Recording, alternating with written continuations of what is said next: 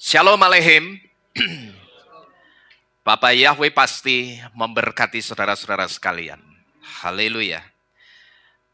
Bapak Ibu saudara sekalian yang terkasih, pada pagi hari ini kita akan kembali bersama-sama mendengarkan dan merenungkan firman Tuhan yang akan kembali berbicara tentang Shekot atau berjaga-jaga. Kalau saudara melihat di situ angka 2, kembali saya memberitahu berarti ini adalah firman Elohim yang berbicara tentang Shekot bagian keduanya. Nah saudara-saudara sekalian, hari Sabat yang lalu kita sudah bersama-sama belajar dari Kehilat Yesua yang ada di wilayah Asia Kecil yang bernama Sardis.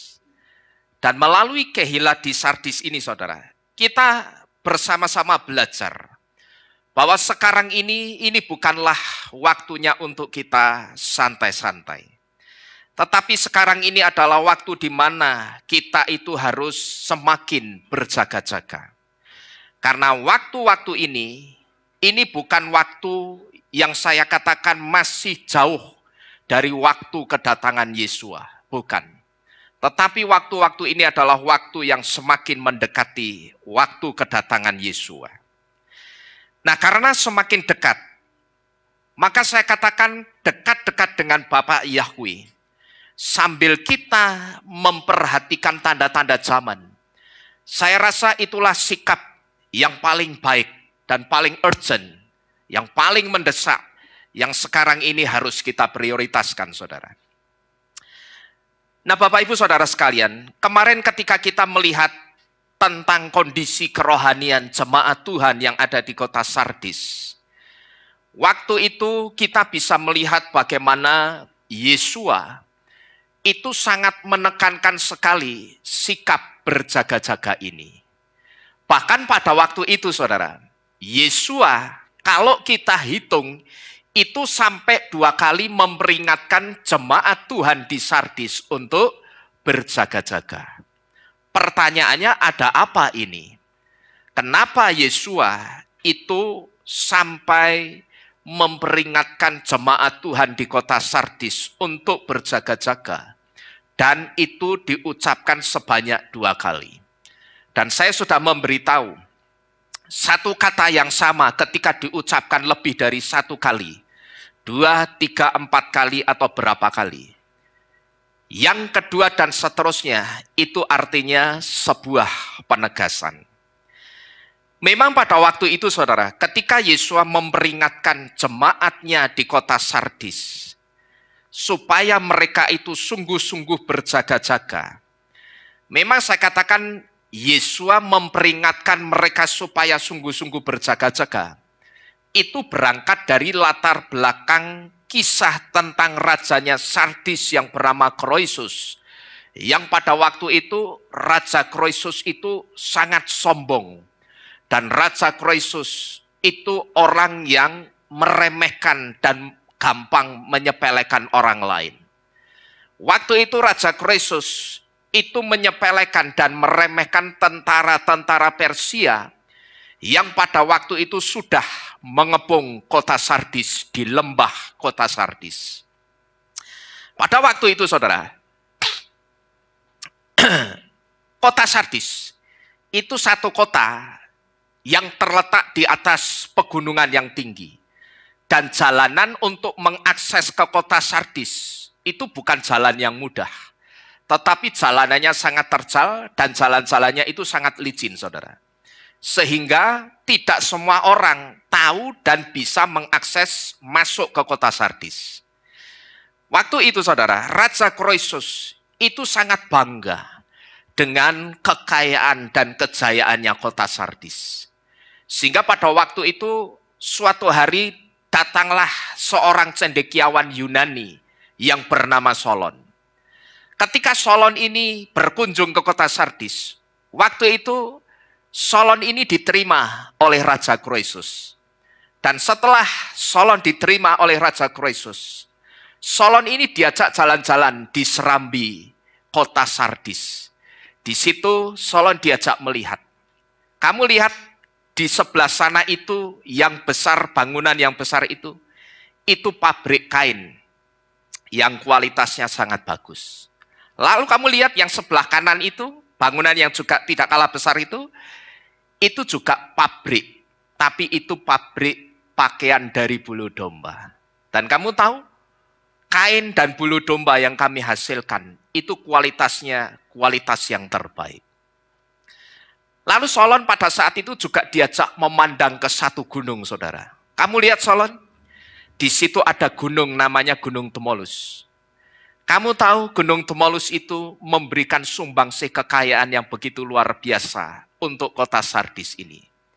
Dari Gunung Tmolus itu mengalir bersamaan dengan pasir, mengalir emas yang mengalir bersama pasir mengalir ke Sungai Paktolus, sungai yang mengaliri kota Sardis. Jadi sekarang kamu bisa melihat Solon, kota Sardis itu kota yang sangat kaya raya. Lalu di situ Raja Kroesus ini mengatakan begini, saudara. Aku rasa Solon, tidak ada seorang pun yang bisa mengakhiri kejayaan Sardis. Singkat cerita saudara, setelah Raja Kroesus itu mengatakan kata-kata kesombongannya, dia berpikir lebih atau muncullah pikiran tamak atau rakusnya. Yaitu pada waktu itu dia ingin merebut dan menguasai kerajaan Persia. Karena pada waktu itu Raja Kroesus berpikir, kotaku itu kota yang paling kaya. Aku mau beli alutsista peralatan perang seperti apapun, aku bisa. Sehingga kalau aku mau merebut kerajaan Persia, itu pasti sangat mudah sekali. Nah karena Raja Kroesus itu orang yang percaya klenik, saudara. Suatu hari dia minta petunjuk dari seorang dukun perempuan yang ada di kota Delphi. Nah pada waktu itu Raja Kroesus itu datang dan dia katakan kepada dukun perempuan ini, aku ingin merebut dan menguasai kerajaan Persia. Bagaimana caranya? Lalu di situ dukun perempuan ini mengatakan, kamu harus menyeberangi Sungai Halis dan nanti kamu akan menaklukkan sebuah kerajaan besar. Nah rupanya kata-kata kerajaan besar ini saudara, ini ditangkap pikirannya Raja Kroesus dengan kerajaan Persia. Nah dengan keinginan yang sudah menggebu-gebu dan berbekal petuahnya si dukun perempuan ini, dia berangkat ke kerajaan Persia. Dia bawa bala tentaranya untuk menyerang dan merebut kerajaan Persia. Tetapi pada waktu itu saudara, rupanya apa yang menjadi ekspektasinya Raja Kroesus itu tidak sebanding dengan realita yang dia lihat di lapangan. Ketika singkat ceritanya terjadi peperangan antara tentara-tentaranya Raja Kroesus dengan tentara-tentara kerajaan Persia, pada waktu itu Raja Kroesus baru sadar kalau ternyata kerajaan Persia dan tentara-tentaranya itu sangat kuat sekali. Sehingga pada waktu itu singkat ceritanya Raja Kroesus itu gagal merebut kerajaan Persia dan harus kembali ke kota Sardis dalam keadaan tangan kosong. Cuman pada waktu itu saudara, rajanya Persia yang sudah terlanjur marah karena diusik oleh Raja Kroesus ini, dia perintahkan tentara-tentaranya untuk mengejar Raja Kroesus dan tentara-tentaranya sampai ke kota Sardis. Cuman pada waktu itu pengejaran tentara Persia, saya katakan pengejaran yang sia-sia. Karena ternyata begitu tentara-tentara Persia itu sampai di lembah kota Sardis, mereka tidak bisa masuk ke kota Sardis. Karena kota Sardis itu letaknya ada di sebuah pegunungan yang tinggi, dan jalanannya itu terjal dan licin. Hanya orang-orang Sardis asli yang ngerti akses jalan masuknya ke kota Sardis. Nah karena tentara Persia itu tidak ngerti jalan masuknya ke kota Sardis itu lewat mana, akhirnya tentara Persia itu hanya bisa mengepung di lembah kota Sardis itu. Nah pada waktu itu saudara, Raja Kroisus yang tahu kalau kota Sardis dikepung dari lembah kota Sardis, dia hanya melihat dari atas begini. Dan di situ Raja Kroisus itu cuman kipas-kipas. Dia santai-santai, dia tenang-tenang. Bahkan pada waktu itu, sekalipun dia melihat kotanya itu sudah dikepung tentara Persia, dia tidak memerintahkan tentaranya untuk membuat penjagaan khusus di kota Sardis. Tetapi tentaranya itu hanya disuruh diperintah ronda biasa. Kalau ronda malam ya ronda malam biasa. Tidak ada penjagaan khusus, saudara. Nah, tetapi suatu hari, saudara, suatu malam. Malam itu menjadi malam awal kehancuran Raja Kroisus dan kota Sardis. Melalui satu perkara sepele, yaitu ketika seorang penjaga ronda malam itu topinya jatuh ke jurang. Waktu itu si penjaga itu turun ke jurang untuk mengambil topinya. Dan ternyata ketika dia mengambil topinya, dia juga sama seperti rajanya yang menyepelekan, meremehkan. Tentara Persia itu masih jauh di bawah, di lembah yang jauh. Dia tidak akan melihat aku ketika aku mengambil topi ini. Maka dia turun begitu saja, begitu topinya sudah dapat, dia kembali begitu saja. Dia tidak awasi sekelilingnya. Ada enggak tentara Persia yang melihat aku kembali? Karena kalau sampai ada yang ngerti, tentara Persia ini bisa ngerti jalan masuknya ke kota Sardis.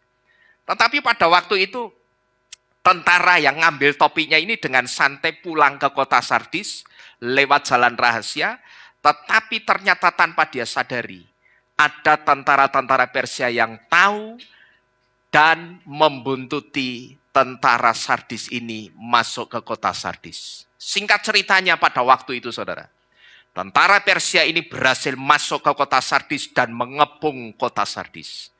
Tetapi alangkah terkejutnya tentara-tentara Persia.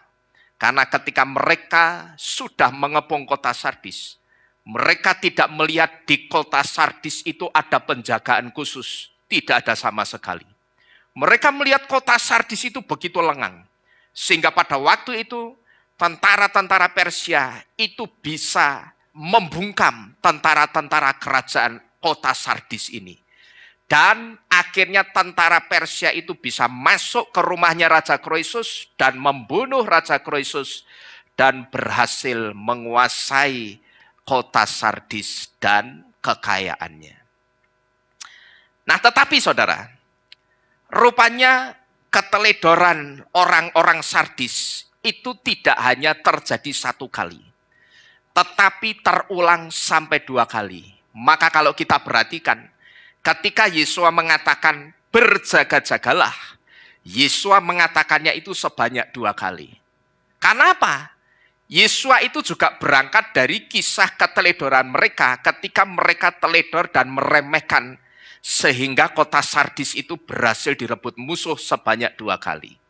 Yang pertama, Sardis jatuh ke tangannya bangsa Persia.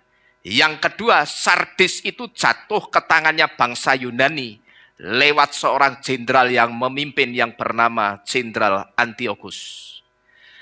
Jadi dari sini saudara, kita bisa melihat kejatuhannya kota Sardis itu hanya berawal dari perkara sepele. Apa itu tadi saudara? Topi jatuh. Atau saya sebut topi jatuh itu sikap meremehkan. Dan rupanya saudara, sikap meremehkan ini juga merambah ke masalah kerohanian mereka. Jemaat di Sardis, mereka memang jadi orang yang percaya Yesua, tetapi rupanya mereka tidak pernah memperdulikan masalah kerohanian mereka.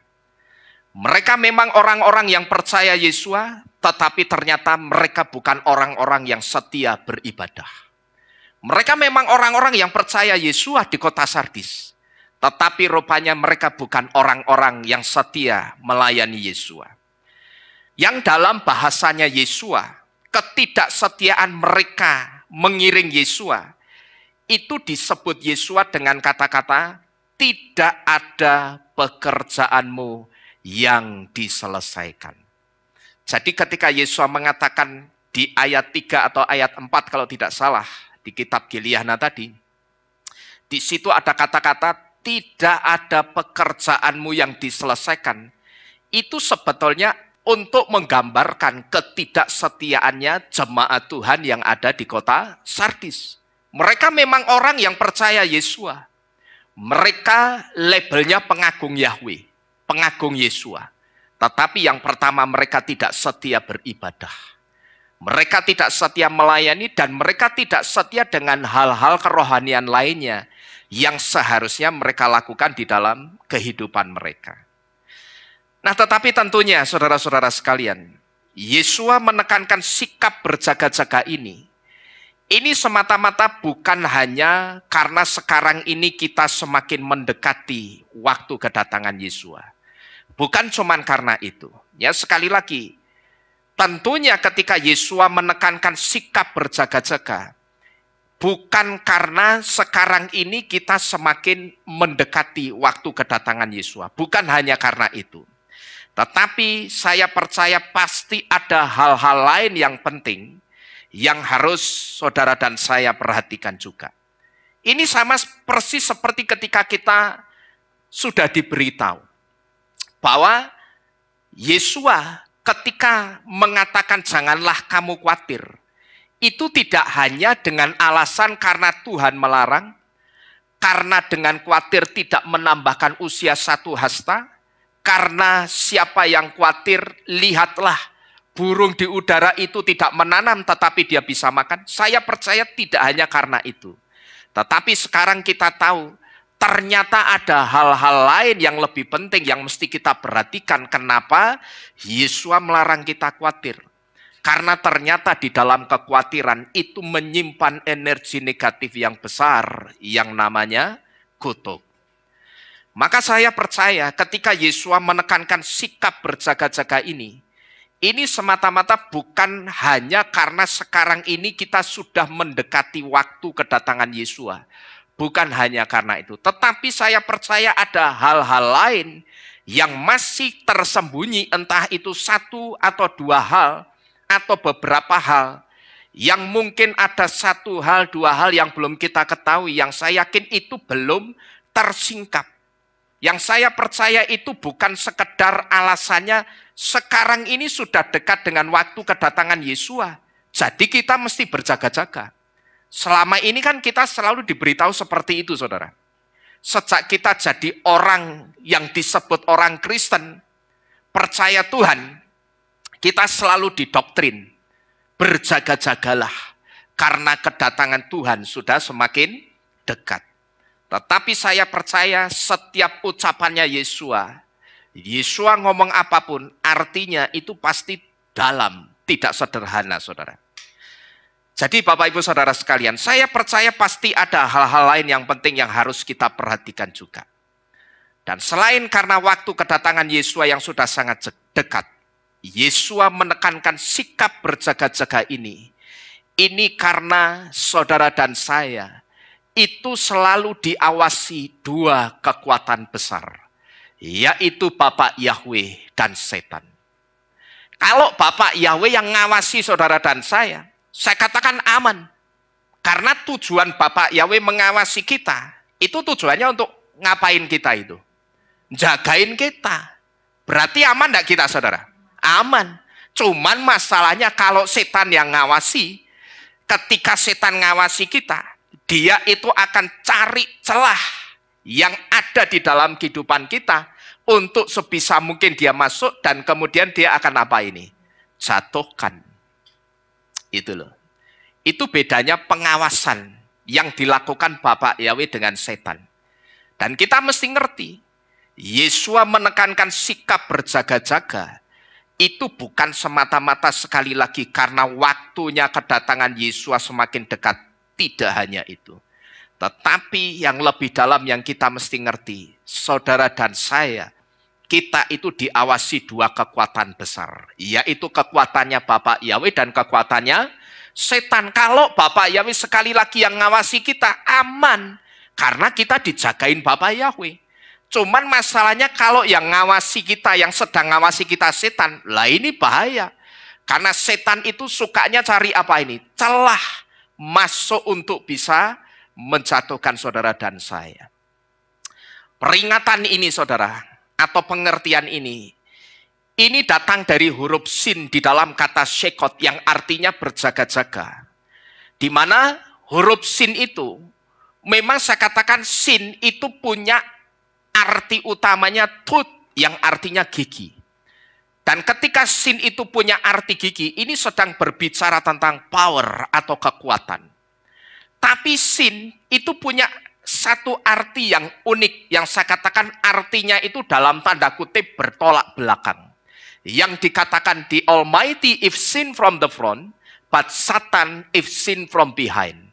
Yang artinya yang maha kuasa atau Shaddai, yaitu Bapa Yahweh jika dilihat dari depan, tapi Satan atau setan jika dilihat dari belakang. Nah, letak bertolak belakangnya itu di mana, saudara? Letak bertolak belakangnya itu ini, di kata Shaddai dan setan. Di sini dikatakan, sin itu kalau dilihat dari depan, akan memiliki arti yang maha kuasa. Yang maha kuasa bahasa Ibraninya apa ini? Shaddai. Shaddai itu ditulis dengan 3 huruf Ibrani yang diawali dengan huruf apa ini? Sin, yaitu sin, dalet, yod. Tapi kalau dilihat dari belakang atau dari sisi sebaliknya, jadi setan. Karena setan juga diawali ketika ditulis dengan huruf Ibrani, juga diawali dengan huruf apa ini? Sin, sin, tet, nun, gitu loh. Jadi istilahnya begini, kalau saya sin ini ada di tengah-tengah begini. Ketika saya lihat dari kanan, sin itu Shaddai. Tapi ketika saya lihat dari kiri, sin itu jadi apa? Setan. Kira-kira begitu, saudara. Itu satu di antara arti uniknya huruf sin ini, saudara. Yang saya sebut ini arti yang bertolak belakang yang memberitahu kepada kita. Nah, ini satu di antara, saudara, kenapa Yesua itu sangat menekankan sikap berjaga-jaga. Kalau kita dalam pengawasannya Bapak Yahweh, saya katakan saudara dan saya mesti aman. Tetapi kalau yang sedang ngawasi kita itu setan, nah itu yang bahaya. Satu hal yang mesti saudara ingat baik-baik. Saya pernah memberitahu, setan itu punya banyak sifat. Memang saya katakan setan itu tidak ada baik-baiknya sama sekali. Tapi kita mesti ingat, setan itu punya banyak sifat yang bisa kita tiru. Bahkan Yesus juga mengatakan apa? Cerdiklah seperti siapa? Salah. Cerdiklah seperti nahas. Gitu loh. Bukan ular. Karena ular itu sudah konotasinya dia berjalan pakai apanya? Perutnya. Kalau ular sudah yang kita suruh belajar dari ular, kita tidak ngerti apa-apa, gitu loh. Tapi kalau belajar dari nahas, kita akan ngerti. Kita itu disuruh cerdik seperti apa. Ingat, kita itu disuruh belajar Yesus cerdik seperti nahas, bukan cerdik seperti tanin. Kalau yang sudah berjalan dengan perutnya itu tanin, bahasa Ibraninya. Tapi kalau yang membujuk Hawa, yang cerdik sehingga dia bisa membujuk Hawa, itu disebut dengan nahas. Karena wujudnya masih seperti manusia, persis plek seperti kita. Gitu loh. Cuman nahas ini dari keluarga binatang. Itu bedanya nahas dan tanin. Kalau saudara melihat di dalam kitab suci bahasa Ibrani, kata ular itu ditulis dengan 2 kata, nahas dan tanin. Bedanya apa nahas dan tanin? Tanin itu saya sebut sebagai nahas yang dikutuk. Jadi setelah nahas itu dikutuk, dia tidak lagi berjalan seperti kita pakai kaki. Tetapi sekarang tanin berjalan dengan apanya ini? Dengan perutnya dia melata. Jadi kita mesti ingat saudara, saya pernah memberitahu kepada saudara, belajarlah, cerdiklah seperti nahas. Itu Yesus katakan kepada kita loh. Cerdiklah seperti nahas. Nah, kita disuruh cerdik dari apanya? Tidak lain kita itu disuruh belajar dari nahas.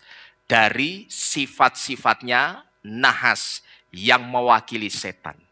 Satu di antaranya, setan itu punya sifat pantang menyerah. Sebelum manusia yang dia incar untuk dia jatuhkan itu betul-betul jatuh, setan itu tidak akan pernah berhenti menjatuhkan orang tersebut. Nah, di tujuan setan mengawasi orang yang dia incar ini, saudara, ini sekaligus menjadi peringatan untuk kita. Bahwa kita yang sekarang ini tidak lagi setia dengan Bapa Yahweh. Baik itu kita tidak setia lewat ibadah kita tidak setia lewat pelayanan kita, atau kita tidak setia dengan hal-hal rohani lainnya. Di sini saudara mesti hati-hati, karena ada siapa itu yang ngawasi saudara? Ada setan yang ngawasi saudara. Ya, saudara mesti hati-hati. Dan juga ketika sekarang ini, mungkin ada perasaan yang saudara lihat di bawah ini. Kalau sekarang ini kita tidak lagi setia dengan Bapa Yahweh, dan ketika kita tidak lagi setia dengan Bapa Yahweh lewat ibadah kita, lewat pelayanan kita, dan lewat hal-hal rohani lainnya, lalu di situ kita merasa seolah-olah tidak terjadi apa-apa dengan kehidupan saudara. Saudara merasa fine-fine saja, bahkan mungkin saudara, kok setelah aku tidak pelayanan, hidupku kok justru diberkati ya? Kok setelah aku tidak setia ibadah, kok kelihatannya aku justru diberkati? Saya hanya ingin mengatakan begini, ketika saudara merasa seperti ini, saudara jangan pernah merasa aman dulu. Kenapa saudara jangan merasa aman dulu? Karena apa ini? Sebetulnya saudara sedang di apa ini? Saudara itu sedang ditarget setan, ngerti enggak? Hati-hati. Cara setan menghancurkan kehidupan seseorang itu bukan model barbar. Pukul kepruk mati gitu, tidak. Kayak orang tawuran, tidak. Caranya itu halus, saudara. Perlahan-lahan orang itu dibawa meninggalkan Tuhan. Mulai dari tidak setia ibadah, tinggalkan pelayanan. Sampai nanti setan itu akan bawa orang itu terus. Sampai di satu titik yang tidak dia sadari, tetapi begitu dia sadar, dia sudah sadar dalam keadaan hancur kehidupannya. Itu cara setan menghancurkan kehidupan seseorang seperti itu. Terus terang Bapak Ibu Saudara sekalian, sekarang ini saya sedang memperhatikan 3 keluarga di tempat ini. Yang saya perhatikan keluarga itu bukan semakin setia, bukan semakin setia ibadah, setia melayani, tetapi justru semakin undur-undur pelayanannya ditinggal, ibadahnya tidak setia, ibadahnya seenaknya. Terus terang saya sedang perhatikan 3 keluarga ini, tetapi saya tidak perlu sebut keluarga siapa itu. Ya, saya hanya prihatin. Ini sangat bahaya. Karena kenapa saya berpikir seperti ini? Saya berpikir seperti ini. Ini berangkat dari pengalaman pelayanan kami di tempat ini. Dari dulu kami melayani di tempat ini, tidak pernah kami melihat orang yang jauh dari Tuhan, undur dari Tuhan, orang yang tidak setia ibadah, undur dari pelayanan karena hal-hal yang sebetulnya masih bisa disiasati. Orang itu kehidupannya semakin baik, tidak ada. Ya. Tetapi hidupnya tidak karuan, nah itu yang seringkali kami lihat. Maka berbekal pengalaman ini, saya sudah sampaikan, saya beritahu berkali-kali, hati-hati loh, hati-hati loh. Ketika tidak terjadi apa-apa ketika kamu meninggalkan Tuhan, jangan buru-buru berpikir kamu ada dalam kondisi yang aman. Karena sebetulnya kamu itu sedang ditarget sama setan. Saudara mesti hati-hati ini. Ya, mungkin barangkali ada di antara kita juga yang sama kondisinya dengan 3 keluarga yang sedang saya perhatikan ini. Saudara hati-hati, jangan saudara merasa bahwa ketika tidak terjadi apa-apa setelah saudara undur dari Tuhan, oh itu artinya Bapak Yahweh ACC. Bapak Yahweh no problem. Tidak. Yang seringkali saya sebut itu belum wayai. Durung wayai, saudara. Karena betul-betul kami melihat ini dari satu pengalaman. Tidak ada orang yang undur dari Tuhan yang kehidupannya jadi semakin baik. Itu tidak ada. Jadi sekali lagi saudara perhatikan yang ada di bawah ini. Kalau sekarang ini saudara mungkin merasa saudara tidak setia lagi dengan Bapa Yahweh. Dan seolah-olah, seolah-olah tidak terjadi apa-apa dengan kehidupan saudara. Jangan merasa aman dulu. Karena sebetulnya targetnya setan itu sedang berjalan. Nah, saudara mesti hati-hati di sini.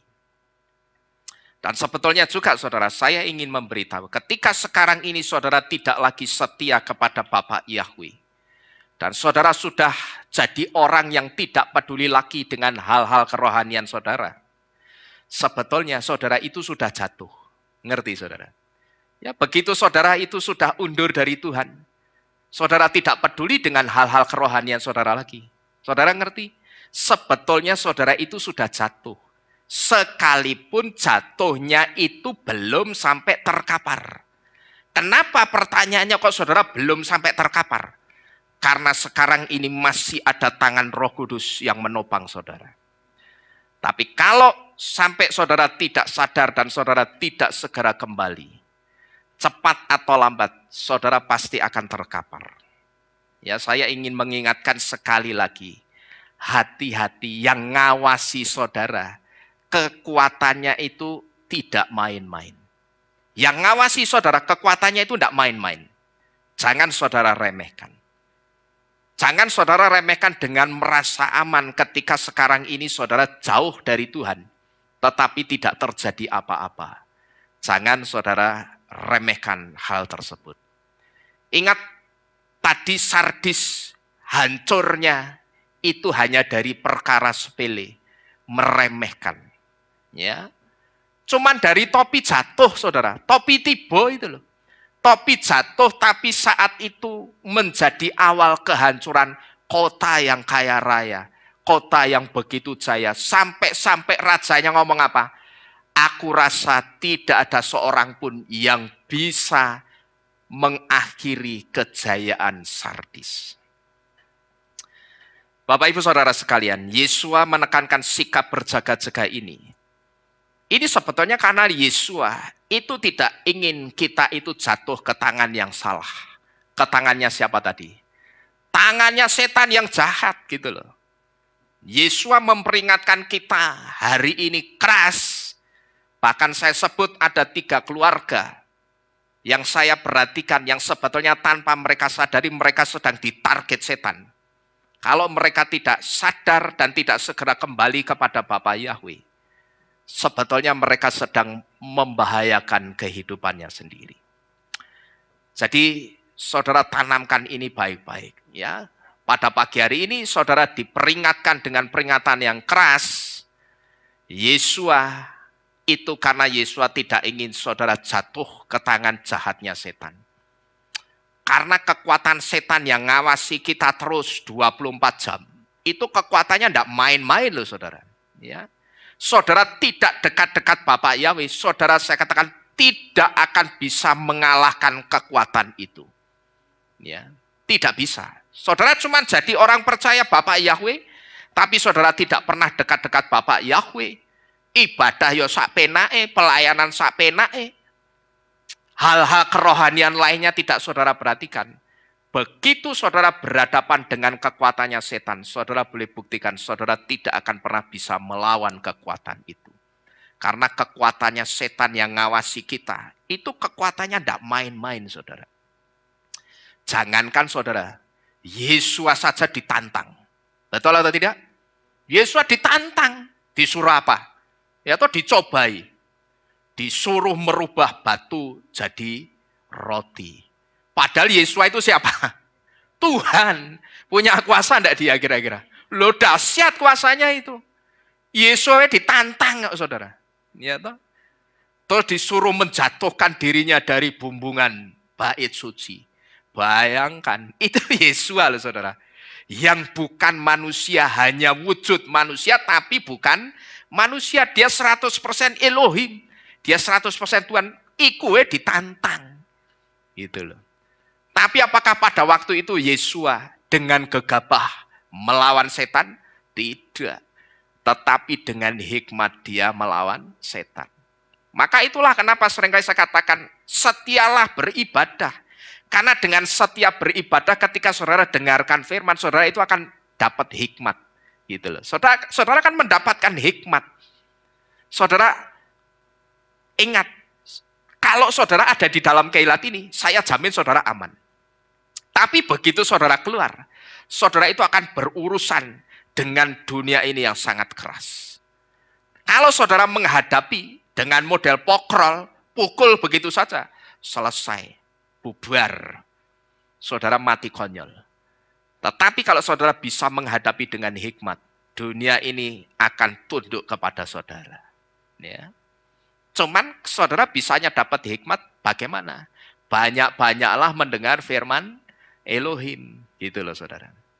Jadi sekali lagi kalau pada pagi hari ini Yesua menekankan sikap berjaga-jaga, itu karena Yesua tidak ingin kita jatuh ke tangan yang salah. Dia ingin kita jatuh ke tangan yang tepat, ke tangannya sendiri, tangan Yesua yang aman. Saya percaya di tangan Yesua saudara dan saya kita pasti aman saudara. Jadi Bapak Ibu Saudara sekalian, sekali lagi yang pertama, jangan meremehkan. Satu kota yang besar dan kaya raya tadi hancur dalam sekejap waktu hanya karena sikap meremehkan. Kemudian yang kedua, Yesua sungguh-sungguh menekankan sikap berjaga-jaga. Ini juga dengan satu alasan utama, supaya kita itu selamat. Dari mana pengertian ini? Huruf Qaf di dalam kata Shekot yang artinya berjaga-jaga. Huruf Qaf itu punya arti delis yang artinya sangat sedikit. Kata sangat sedikit ini bicara tentang orang-orang yang nantinya dipilih untuk diselamatkan.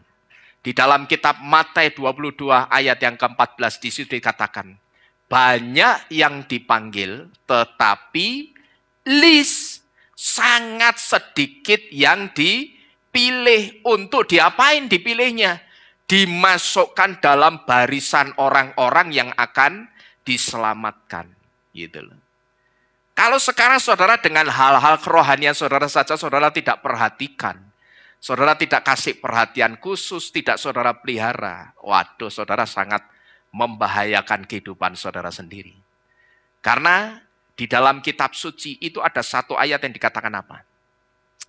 Tetapi yang benar saja hampir-hampir tidak diselamatkan.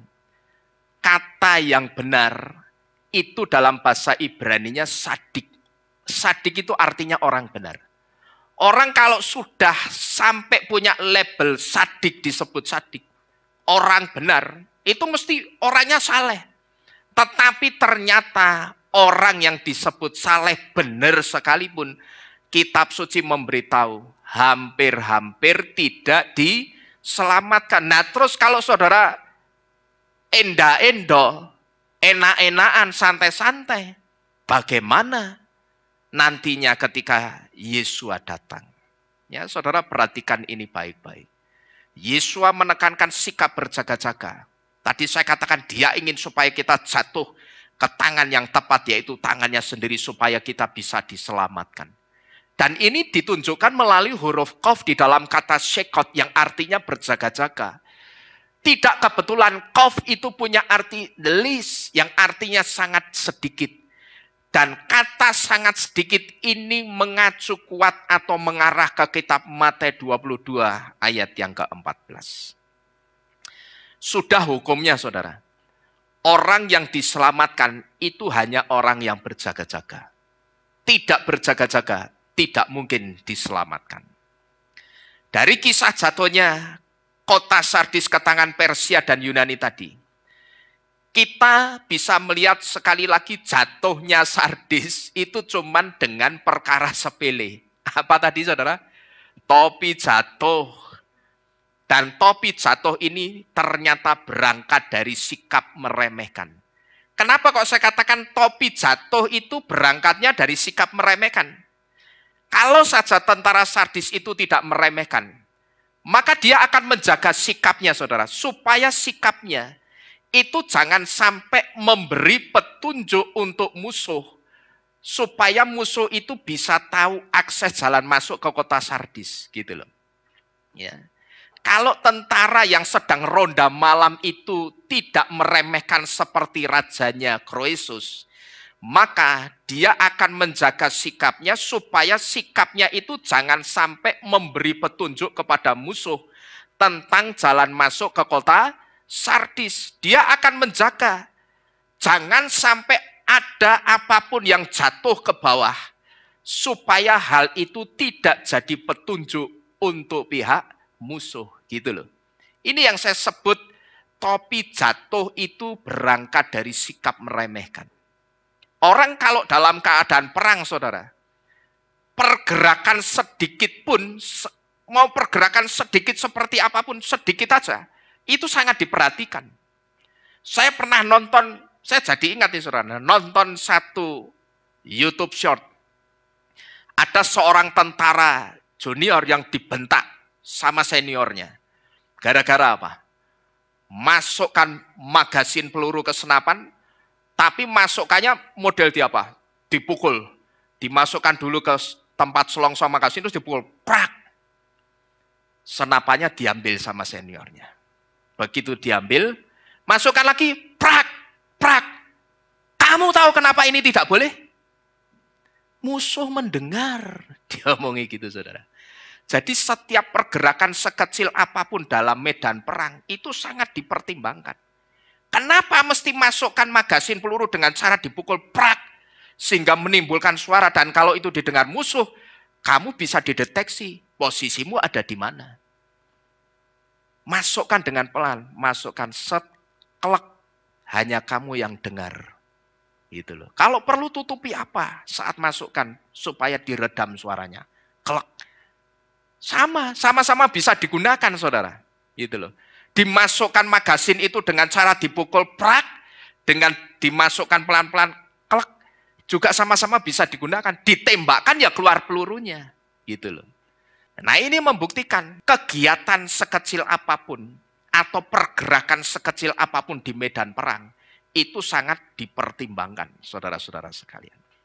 Maka saya sebut topi jatuhnya, topinya tentaranya kota Sardis yang jatuh, itu meremehkan. Karena kalau dia tidak meremehkan, dia akan menjaga sikapnya, jangan sampai sikapnya itu justru jadi petunjuk untuk musuh, sehingga musuh ngerti akses jalan masuknya ke kota Sardis itu dari mana, saudara-saudara sekalian.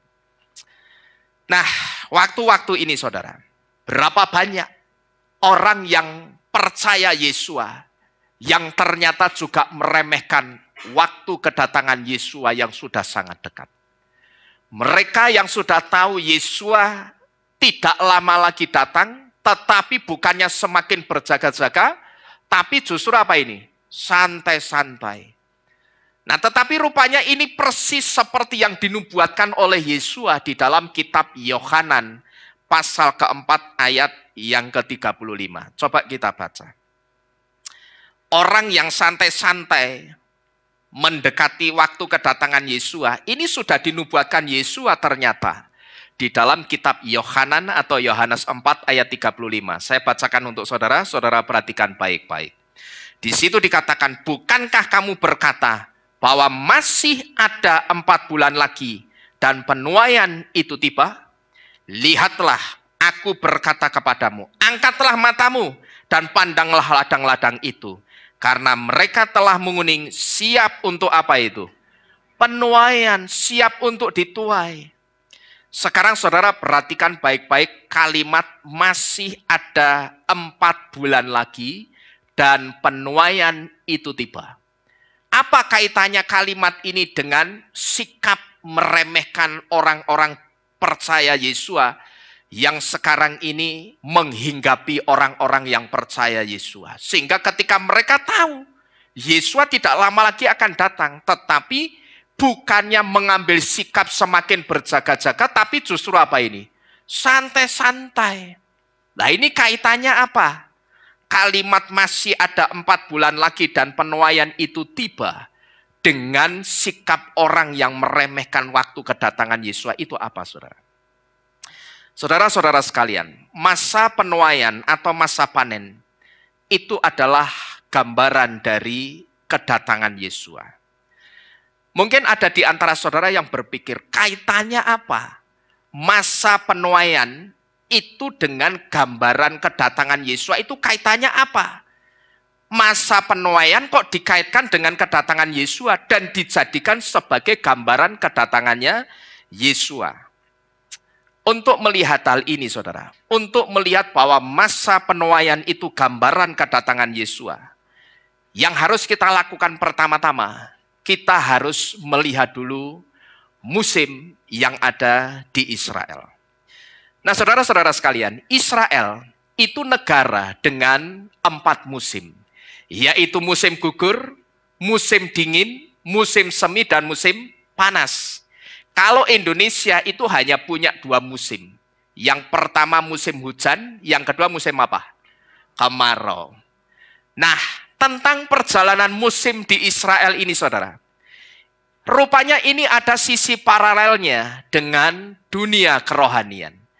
Artinya ada peristiwa-peristiwa penting yang pernah terjadi di setiap musim yang ada di Israel. Ya, jadi kalau kita mau melihat kaitannya antara musim penuaian, masa penuaian yang dikatakan itu adalah masa kedatangan Yesus juga, kita mesti melihat dulu musim di Israel. Karena ternyata tentang perjalanan musim di Israel ini ada sisi paralelnya dengan dunia kerohanian. Artinya ada peristiwa-peristiwa penting yang pernah terjadi di setiap musim di Israel. Nah, kita akan coba melihat setiap musim yang ada di Israel. Yang pertama, musim apa itu, saudara? Musim gugur. Kalau kita memperhatikan skema perjalanan musim ini, saudara, di sini ada musim gugur. Yang di sini kelihatan enggak ya? Kelihatan ya? Saya bacain aja. Di sini yang pertama ini ada musim gugur. Dan musim gugur ini adalah gambaran dari kematian Yesus. Yaitu Yesus yang gugur atau Yesus yang mati sebagai pahlawan kita. Ya, ini sisi paralelnya di sini, saudara. Pertama, musim gugur itu digenapi dengan kematian Yesus. Di musim gugur ini digenapi dengan kematian Yesus. Maka kematian Yesus ini disebut sebagai Yesus itu gugur atau mati sebagai pahlawan kita. Nah, di musim gugur ini, saudara, di sini ada hujan yang disebut dengan hujan awal. Dan hujan awal ini sekaligus menjadi gambaran dari perayaan Syavuot atau perayaan untuk memperingati turunnya Torah dan perayaan untuk memperingati pencurahan apa itu? Ruach HaKodesh. Jadi hujan awal, hujan itu kan berarti ada apa yang turun? Ada air yang turun. Air yang turun yang dicurahkan ini sekaligus menjadi gambaran pencurahan Ruach HaKodesh. Lalu setelah musim gugur, kita akan masuk kemana ini berarti? Musim dingin. Di musim dingin ini adalah gambaran dari masa penganiayaan. Dulu, saudara, ketika rasul-rasul Yesus memberitakan Injil, waktu itu terjadi satu kegerakan roh yang begitu luar biasa.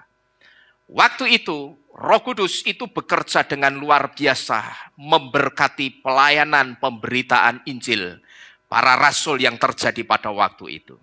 Sehingga karena Roh Kudus memberkati pelayanan pemberitaan Injil rasul-rasul, waktu itu terjadi tuaian jiwa besar-besaran.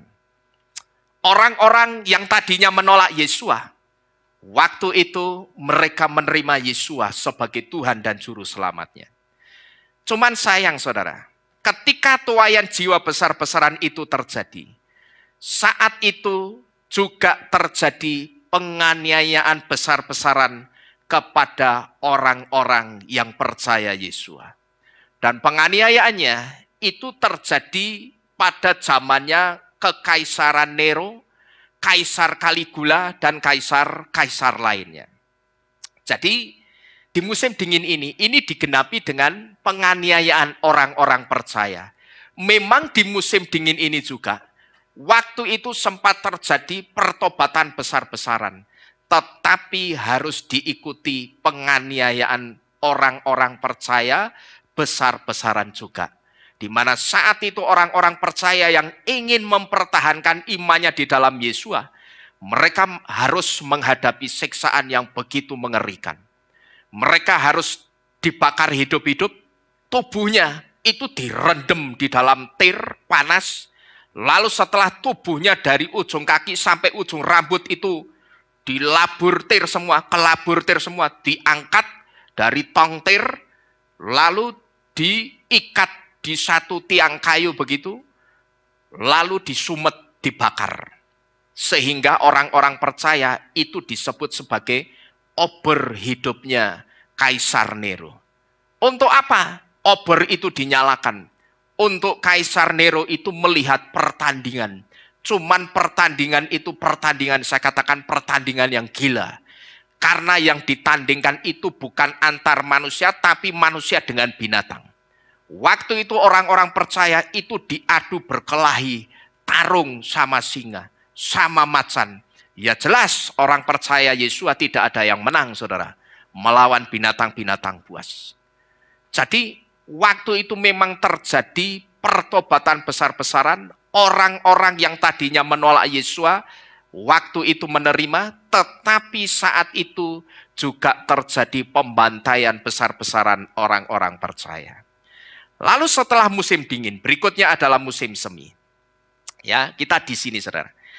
Kalau kita melihat sejarah, saudara, ketika terjadi penganiayaan besar-besaran, saat itu banyak sekali orang-orang Israel atau orang-orang Yahudi yang terserak keluar dari Israel dan tersebar ke seluruh penjuru belahan dunia ini.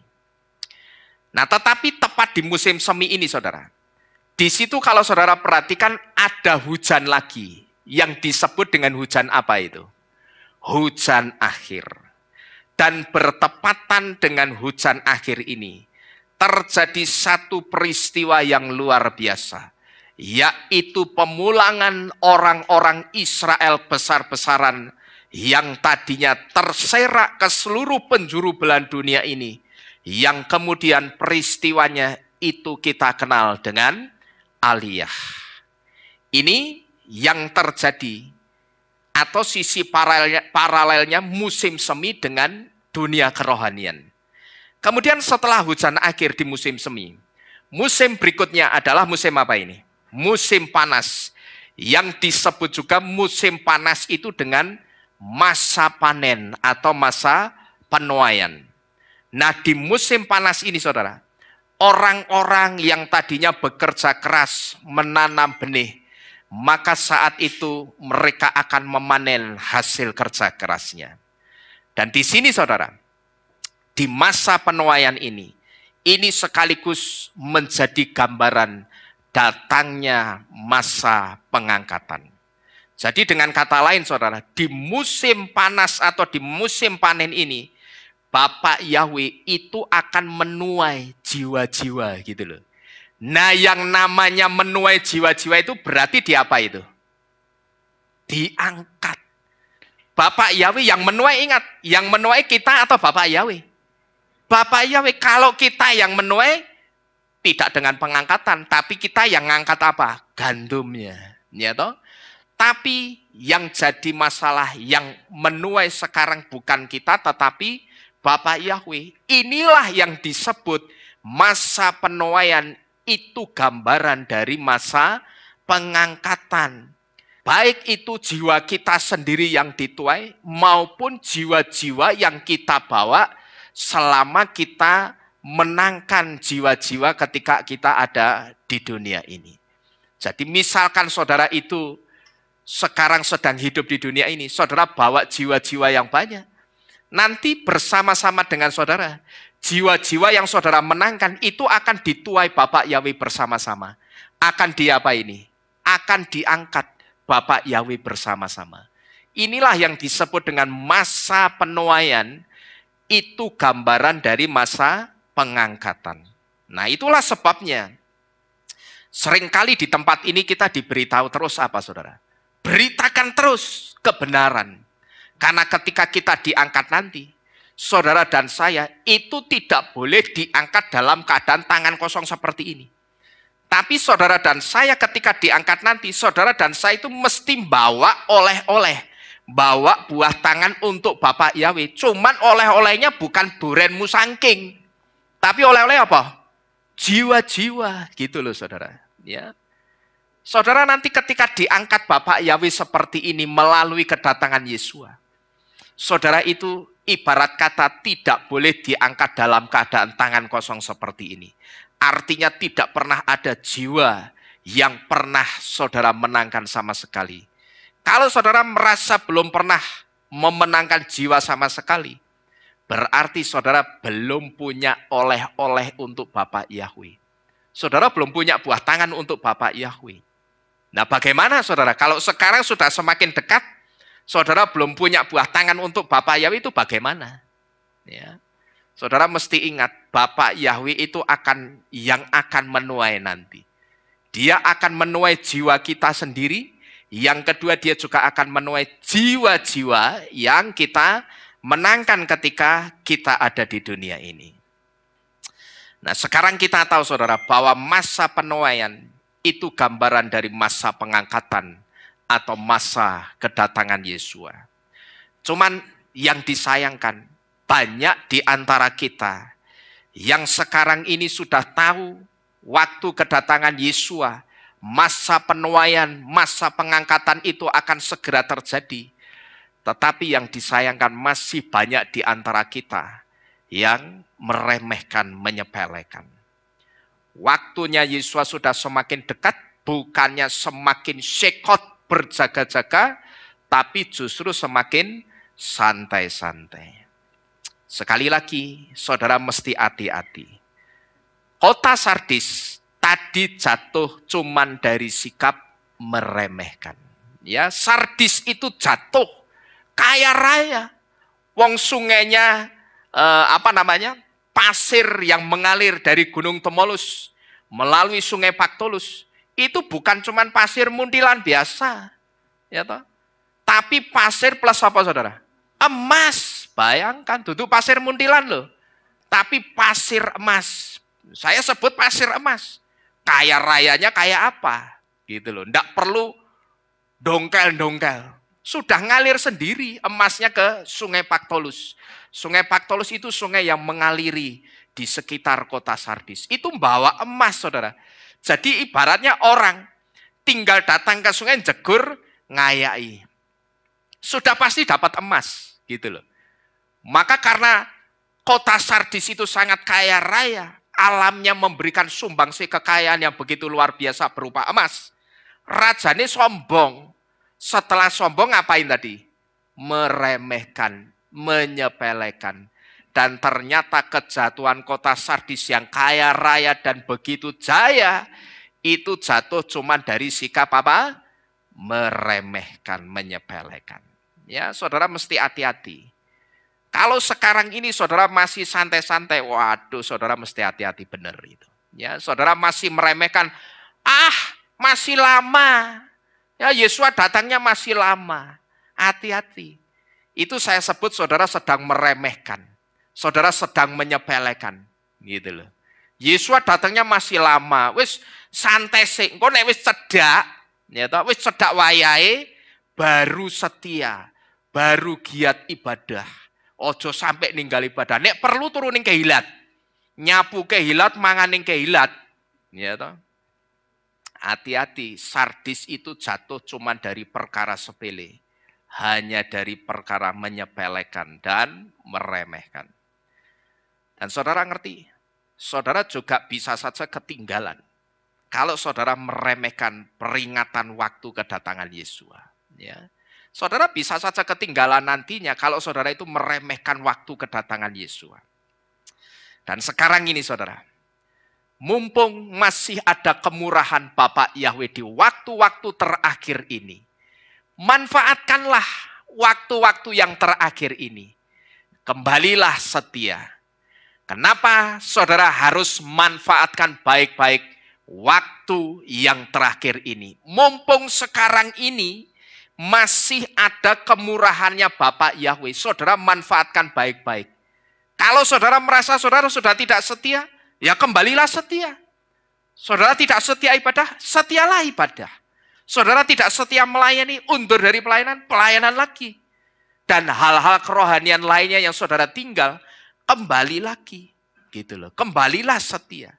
Kenapa saya tekankan kembalilah setia itu kenapa?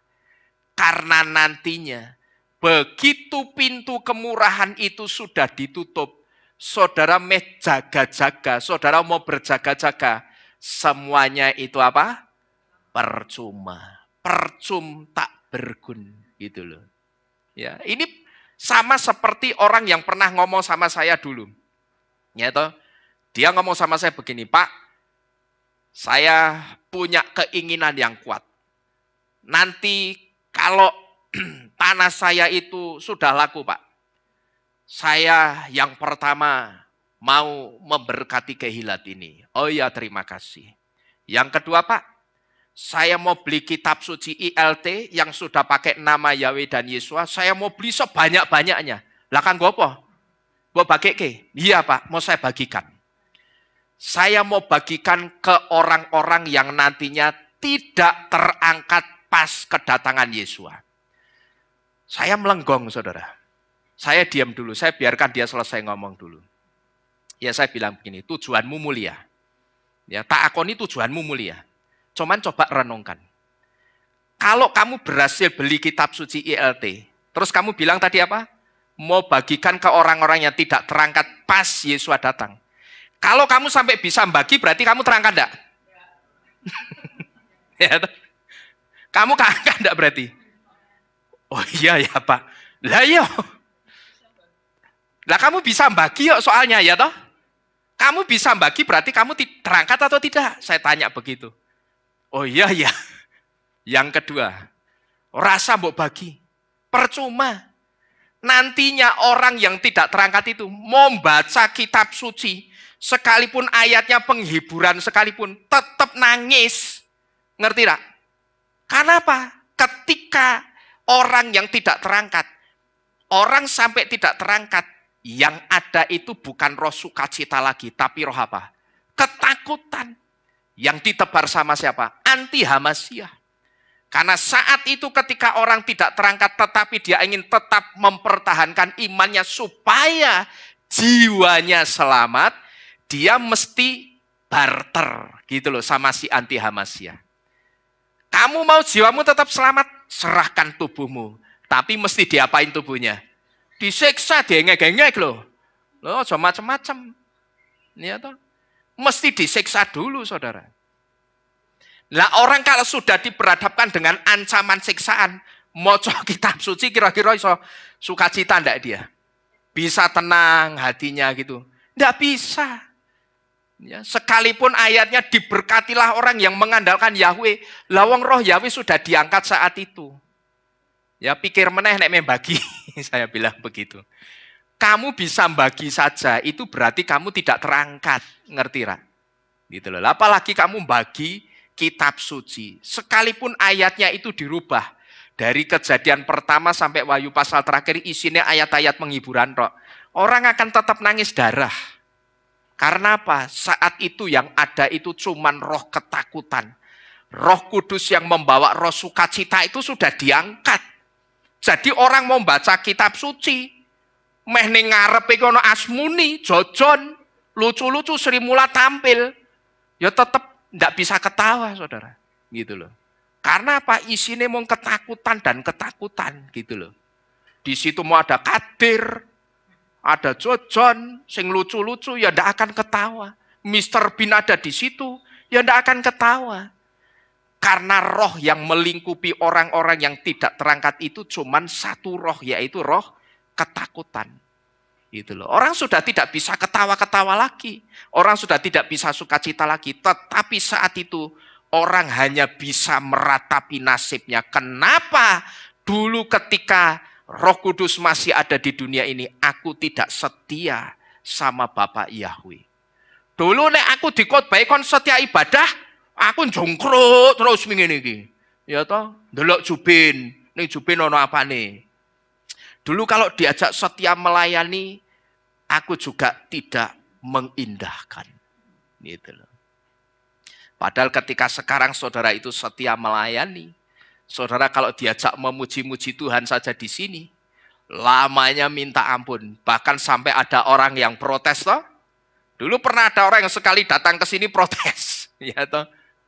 Begitu datang ke sini sejak awal mulai Shema Yisrael sampai pujian firman ngadeg terus. Terus orang itu tanya, "Loh Pak, pujian di sini 1 jam." "Loh iya, loh bahkan pernah sampai 2 jam." "Hah? 2 jam?" "Loh kok kaget itu kenapa?" Gitu loh. Bukankah sekarang ini ketika kita diajak memuji-muji Bapak Yahweh dengan berdiri, standing, ya toh? Kita itu kan sedang dikader sama Bapak Yahweh. Karena apa?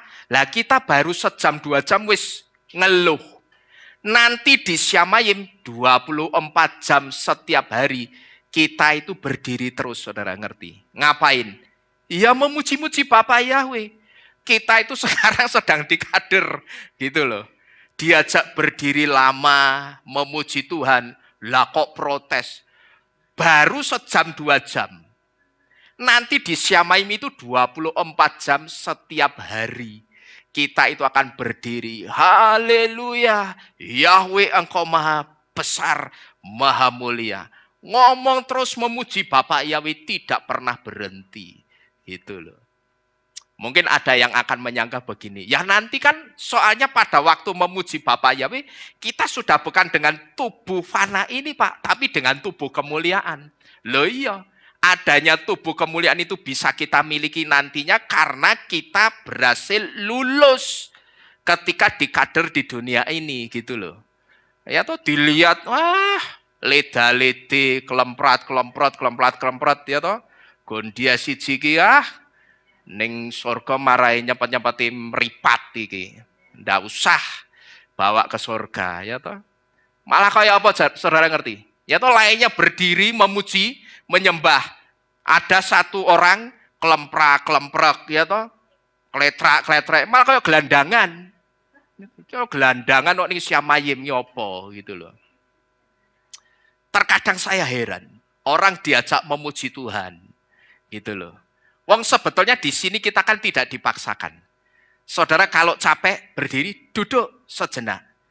Sampai hilang rasa capeknya. Nanti begitu rasa capeknya hilang, berdiri lagi. Gitu loh. Nanti setelah satu pujian mungkin yang sudah tua-tua, biasanya yang tua-tua itu kan sepodo gabuk ya, sikile ya. Nah itu sepodo kesel ya kan. Ya duduk dulu enggak apa-apa. Nanti setelah itu berdiri lagi. Yang penting itu jangan bersungut-sungut gitu loh. Kalau memuji-muji Bapak Yahweh itu jangan bersungut-sungut. Wong saudara duduk capek ya boleh kok. Gitu loh. Capek duduk boleh sambil memuji Tuhan itu boleh, tepuk tangan tetap. Ya toh? Enggak apa-apa. Tapi jangan sungut-sungut. Seperti orang yang saya saksikan tadi. 1 jam Pak. Loh 1 jam kan, wah ombuane kaya ngono. 2 jam itu pernah kita gitu loh. Bahkan kalau sebelum perayaan apa jenenge? Yang Yom Teruah. 1 jam sebelumnya kita itu sudah puji-pujian penyembahan dulu. Ya kan saudara ingat dulu? 1 jam sebelum mulai kita sudah pujian penyembahan. Sebelum kita masuk ke tanggal 1 Tisri. Di akhir bulan Elul, hari terakhir, tanggal terakhir bulan Elul, 1 jam terakhir bulan Elul, kita mesti adakan apa? Pujian penyembahan. Karena apa? Barangkali begitu masuk tanggal 1 Tisri, Yesua menggenapi dengan kedatangannya. Saya punya maksud kita sedang ada dalam keadaan membawa hidup kita dalam persiapan roh yang benar. Kita sedang apa? Memuji Bapak Yahweh, gitu loh.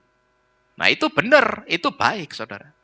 Itu 1 jam sebelumnya plus ditambah puji-pujian ibadahnya. Bayangkan totalnya bisa berapa itu? 2 jam lebih loh. Ya. Tetapi saya bersyukurnya jemaat Tuhan di tempat ini tidak ada yang ngeluh. Yang ngeluh itu cuma tamu, saudara. Ya, ya salahmu teko mrene ya. Jadi mumpung masih ada kemurahan Bapak Yahweh di waktu-waktu terakhir ini, manfaatkanlah kesempatan ini. Kembalilah setia. Kenapa mesti saudara cepat-cepat kembali setia? Karena kalau nanti pintu kemurahan itu sudah ditutup Bapak Yahweh, saudara mau jaga-jaga, tak berjaga-jaga, ya pos kamplingo sendiri, ya toh rondono sendiri, gitu loh. Itu akan jadi percuma, gitu loh. Ngerti saudara? Karena apa? Saat itu sudah tidak perlu orang berjaga-jaga, sudah tidak perlu lagi. Peringatan ini datang dari mana? Datang dari huruf Qaf dan Dalet di dalam kata Shekot yang artinya berjaga-jaga. Di mana huruf Qaf dan Dalet itu memiliki arti time, last, door, and condense. Yang artinya time itu artinya waktu, last artinya terakhir, door itu artinya pintu, dan condense itu artinya mengembun. Kata mengembun ini dari kata dasar embun, yang sedang berbicara tentang kasih atau kemurahan Bapak Yahweh, yang seringkali kasih atau kemurahan Bapak Yahweh itu kita percayai, kita yakini, kasih dan kemurahan Bapak Yahweh itu selalu baru di dalam kehidupan kita, seperti embun pagi hari ketika kita bangun pagi. Ketika kita melihat embun pada pagi hari tadi, saudara, memang bentuknya embun pagi tadi pasti sama dengan bentuknya embun pagi kemarin.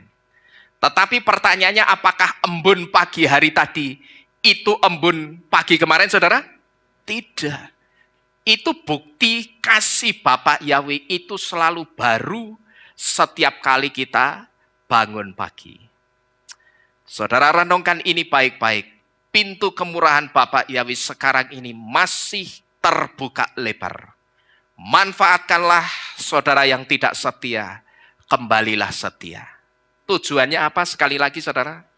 Supaya nanti ketika Yesus datang, kita akan masuk dalam barisan orang-orang yang akan diselamatkan. Saudara ingat baik-baik, tadi saya memberitahu, di dalam kitab suci itu dikatakan ada satu ayat ya yang dikatakan, yang benar saja hampir-hampir tidak diselamatkan. Bagaimana jadinya kalau kita seenaknya? Apakah kita bisa masuk dalam barisan orang-orang yang diselamatkan? Saya rasa akan sangat sulit, saudara. Jadi sekali lagi saudara renungkan ini baik-baik. Pintu kemurahan Bapak Yahweh. Waktu untuk saudara redeeming the time. Saudara menebus waktu yang sudah saudara sia-siakan. Itu sekarang masih terbuka kesempatannya. Saudara katakanlah, iya, saya selama ini sudah tidak setia. Sekarang waktunya saya redeeming the time. Saya waktunya sekarang menebus waktu yang sudah saya sia-siakan dulu. Dengan saya semakin setia kepada Bapak Yahweh. Waktunya masih ada. Ya, tapi nanti kalau sampai pintu kemurahan itu sudah ditutup, waktu untuk menebus waktu yang saudara sia-siakan itu juga sudah tidak ada lagi. Dan saudara akan percuma menebusnya karena pintu kemurahannya sudah ditutup. Jadi sekali lagi, renungkan ini baik-baik. Pintu kemurahan Bapak Yahweh masih terbuka. Manfaatkanlah, kembalilah setia. Karena saya percaya ketika kita sekarang kembali setia kepada Bapak Yahweh, Bapak Yahweh yang sangat setia dan adil, tangannya itu terbuka lebar untuk siap merengkuh saudara dan saya. Amin. Dia siap, Bapak, aku pengen kembali setia kepadamu. Apa Bapak yang ngomong, aja. Apa Bapak Yahweh akan begitu saudara? Tidak. Tetapi tangannya yang penuh kasih, itu akan terbuka lebar untuk siap merengkuh, memeluk saudara dan saya. Mari, oke, mari silakan masuk. Ya, aku sangat senang sekali mendengar kata-katamu. Kamu ingin setia lagi kepadaku. Jadi mumpung waktunya masih ada, tebuslah waktu. Saya percaya Bapak Yahweh yang setia dan adil pasti akan menerima saudara dengan sukacita. Amin. Amin. Bapak Yahweh memberkati saudara-saudara sekalian. Kita tunduk di dalam doa. Kita akhiri firman pada pagi hari ini. Haleluya.